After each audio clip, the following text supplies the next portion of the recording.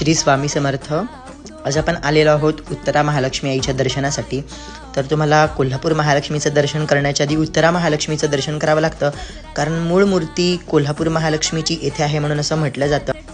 आणि महालक्ष्मी आईचं दर्शन करण्याआधी उत्तरा महालक्ष्मीचं दर्शन करावं असं सांगितलेलं आहे. त्यानंतर पुढे 5 पाऊल चालून आल्यावरती आहे भैरोबाचं मंदिर, तिथे पण दर्शन करायचं आहे तुम्हाला. आणि पुढे आलो मी कोल्हापूरला महालक्ष्मी आईचं दर्शन करण्यासाठी.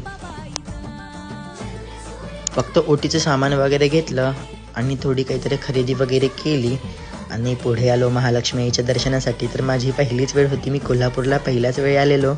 तर खूप सुंदर असा मला अनुभव आलेला आहे. तुम्ही नेक्स्ट ब्लॉगमध्ये तो पण पाहायचा आहे. मी तुम्हाला खूप छान आहे तो सांगेन.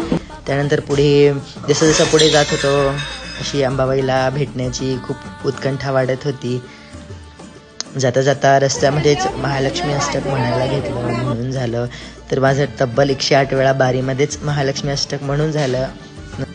महालक्ष्मी आईचं दर्शन करणारी बालाजींचं दर्शन केलं आणि पुढे सिद्धी गणेशांचं दर्शन केलं. आणि पुढे जाता जाता जिथे महालक्ष्मी आईचे दागिने असतात तिथे पाहिलं लॉक होतं.